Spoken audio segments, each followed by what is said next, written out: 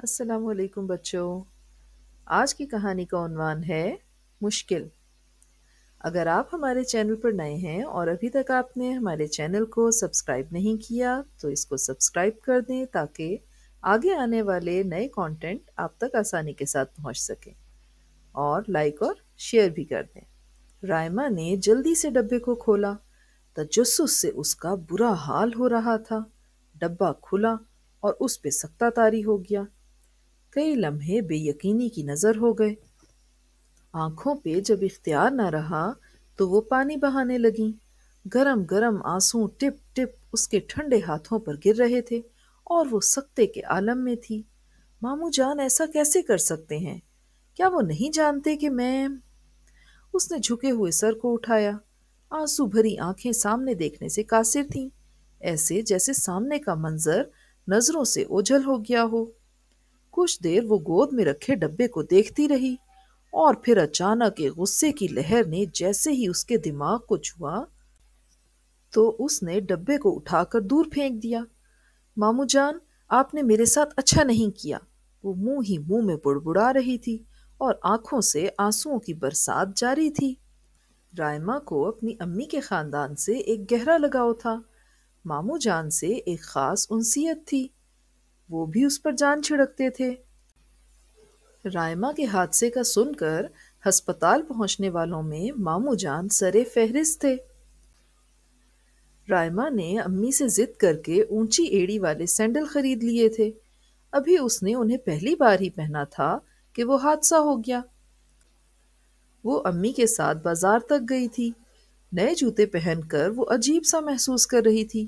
اسے چلنے میں بھی دشواری ہو رہی تھی، مگر وہ صبر کا مظاہرہ کر رہی تھی۔ بازار میں سیڑھیاں اترتے ہوئے پاؤں پھسلا تو ساتھ ہی توازن بھی بگڑ گیا۔ منہ سے نکلنے والی چیخ بے اختیار تھی۔ اس کا پاؤں بری طرح سے مڑ گیا تھا۔ ہسپتال میں ایکس رے ہوا، دوا لگا کر پٹی کی گئی اور وہ گھر آ گئی۔ ڈاکٹروں نے کہا تھا کہ فکر کی کوئی بات نہیں، معمولی سی موچ ہے، چند دن آرام کرنے اور دوا کھانے سے ٹھیک ہو جائے گی۔ وہ ٹھیک نہیں ہوئی۔ اس کے دونوں پیروں نے چلنے سے گویا انکار کر دیا تھا۔ ڈاکٹروں کی سمجھ سے باہر تھا کہ اس کے پیروں کے پٹھے اور اعصاب ٹھیک کام کر رہے تھے، مگر وہ چل نہیں سکتی تھی۔ پیر وزن سہار ہی نہیں سکتے تھے۔ ڈاکٹروں کا علاج بھی جاری تھا اور امی دیسی دوائیں اور ٹوٹکے بھی استعمال کر رہی تھیں، مگر کوئی افاقہ نہیں ہو رہا تھا۔ ہفتے میں 3 دن فزیو تھراپسٹ بھی آتی تھی۔ وہ رائما کے دونوں پیروں کی خوب مالش کرتی اور کوشش کرتی کہ وہ سہارے سے چل سکے۔ رائما ایک قدم بھی نہ اٹھا پاتی۔ اب تو پچھلے 2 ہفتوں سے اس نے گھر میں ویل چیئر کا استعمال شروع کر دیا تھا۔ ماموں جان نے بڑی کوشش کی تھی کہ وہ ویل چیئر کا استعمال نہ کرے، مگر رائما نہیں مانی تھی۔ سب ہی نے محسوس کر لیا تھا کہ رائما اب ضدی اور چڑچڑی سی ہو گئی تھی، اور سب ہی کوشش کرتے کہ کوئی بات اس کی مرضی کے خلاف نہ ہو۔ ایک بات تو اس کی مرضی کے خلاف ہو ہی گئی تھی، اور اس کے ذمہ دار ماموں جان تھے۔ وہ اب ماموں جان سے بات بھی نہیں کر رہی تھی، ان کے فون کو سننے سے بھی انکار کر دیتی تھی، اور جب وہ آتے تو ان کی جانب سے منہ ہی پھیر لیتی۔ ماموں جان نے کئی بار اپنے تحفے کے بارے میں وضاحت کرنے کی کوشش کی، مگر رائما نے ان کی بات سننے سے ہی انکار کر دیا۔ وہ نہ جانے کیسی آواز تھی کہ اونگتی ہوئی رائما کے سوتے ہوئے اعصاب جاگ اٹھے۔ وہ اس وقت اپنی ویل چیئر پر بیٹھی ہوئی تھی، اور پریشان کر دینے والی سوچوں نے ذہن کو معوف کر دیا تھا، اور نہ جانے کب وہ اونگنے لگی تھی یا شاید سو گئی تھی۔ آواز پھر سنائی دی۔ اس نے چونک کر سر دائیں جانب گھمایا۔ کمرے کا دروازہ اسی طرف تھا۔ آہ آہ، کوئی ہے؟ رائما چونک گئی۔ وہ نانی اماں کی آواز تھی۔ نانی اماں، کیا ہوا؟ وہ دفتن پکار اٹھی۔ ارے کوئی ہے، میری طبیعت ٹھیک نہیں، نانی اماں کا جواب آیا تو وہ بے چین ہو گئی۔ اسے یاد آیا کہ گھر میں کوئی نہیں تھا۔ سب کسی شادی میں گئے ہوئے تھے، گھر میں صرف وہ اور نانی اماں ہی تھے۔ نانی اماں، آپ ٹھیک ہیں؟ آپ کو کسی مدد کی ضرورت تو نہیں؟ کہنے کو تو اس نے کہہ دیا، پھر خیال آیا کہ اگر وہ ٹھیک ہوتی تو یوں نہ کسی کو پکار رہی ہوتی۔ نانی اماں میں آ رہی ہوں۔ اس نے تیزی سے ویل چیئر کو حرکت دی۔ تھوڑی دیر میں وہ برآمدے میں تھی۔ نانی اماں کا کمرہ سامنے ہی تھا۔ نانی اماں اپنے بستر پر ہی تھیں اور ان کا سانس تیز تیز چل رہا تھا، ان سے بولا نہیں جا رہا تھا۔ رائما نے جلدی سے پانی کا گلاس نانی اماں کے منہ سے لگانا چاہا، کچھ پانی چھلک گیا۔ اس نے ایک ہاتھ سے ان کی کمر کو سہارا دیا اور دوسرے سے ان کو پانی پلانے لگی۔ نانی اماں پانی ایسے پی رہی تھیں جیسے بڑی دیر سے پیاسی ہوں۔ نانی اماں، آپ اب کیسی ہیں؟ آپ کو کسی دوا کی ضرورت ہے؟ یہ کہتے ہوئے اسے ایک خیال آیا کہ اسے ماموں جان کو فون کرنا چاہیے۔ ماموں جان قریب ہی رہتے تھے۔ وہ 5 منٹ میں ہی پہنچ گئے، نانی جان کا معائنہ کیا اور پھر رائما کو تسلی دی۔ امی جان ٹھیک ہیں، بس دل گھبرانے کی وجہ سے پریشان ہو گئی تھیں۔ شکر ہے، میں تو گھبرا ہی گئی تھی۔ رائما نے اللہ تعالیٰ کا شکر ادا کیا۔ رائما بیٹی، تم اپنے پیروں پر کھڑی ہو۔ نانی اماں نے اس کے پیروں کی جانب اشارہ کیا تو اسے جیسے جھٹکا سا لگا۔ نانی اماں ٹھیک کہہ رہی تھیں، وہ اپنی ویل چیئر سے کافی فاصلے پر کھڑی تھی، اور وہ بھی بنا کسی سہارے کے۔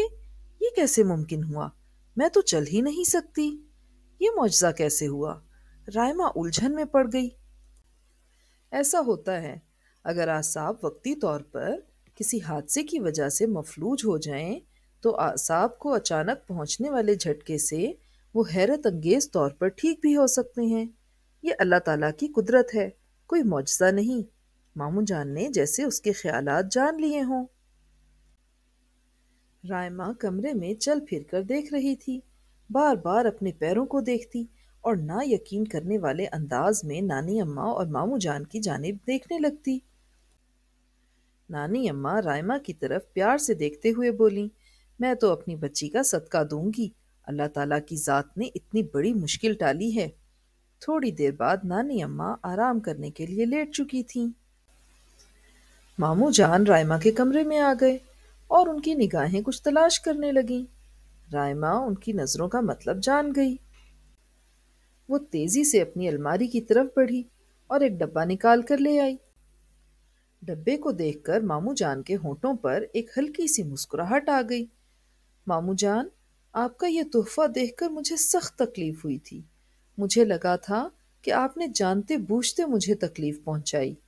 رائما نے کہا، پہلی بات تو یہ ہے کہ یہ تحفہ نہیں ہے۔ دوسری بات یہ ہے کہ کیا میں اپنی بیٹی کو تکلیف پہنچانے کا سوچ بھی سکتا ہوں؟ نہیں، رائما نے نفی میں سر ہلایا۔ میں چاہتا تھا کہ تم ان جوتوں کو پہن کر چلنے کی کوشش کرو۔ یہ خاص طور پر میں نے تمہارے لیے بنوائے تھے۔ جس مشکل کا تم شکار تھیں، اس میں ان جوتوں کا استعمال مفید ثابت ہو سکتا تھا، ماموں جان نے کہا۔ وہ آرتھوپیڈک سرجن تھے۔ ماموں جان، آپ نے اسے بیماری نہیں کہا بلکہ مشکل کہا، ایسا کیوں؟ اس لیے کہ وہ بیماری نہیں تھی۔ گرنے سے تمہیں جو چوٹ لگی اس کا تم نے ایسا نفسیاتی اثر لیا کہ وقتی طور پر تمہارے پیروں نے چلنے پھرنے سے انکار کر دیا۔ تم اب بالکل ٹھیک ہو۔ ہاں، میں اب بالکل ٹھیک ہوں، اللہ تعالیٰ کا لاکھ لاکھ شکر ہے۔ رائما کی نظریں اب تک جوتوں کے اس بھدے سے جوڑے پر جمی ہوئی تھیں جو ماموں جان نے اسے بھجوایا تھا۔ اس نے ایسے جوتے مریضوں کو پہنے ہوئے دیکھا تھا جن کی تصویریں ماموں جان کے کلینک میں لگی ہوئی تھیں۔ رائما یہ بات کبھی بھی نہ جان سکی کہ ماموں جان اور نانی اماں کی ملی بھگت سے وہ اپنے پیروں پر چلنے کے قابل ہوئی تھی۔ نانی جان کی طبیعت کو کچھ نہ ہوا تھا، البتہ رائما کو ویل چیئر پر بیٹھے ہوئے دیکھنا ان کے لیے انتہائی تکلیف دہ تھا، اور اسی وجہ سے انہوں نے اور ماموں جان نے مل کر یہ پلان بنایا تھا۔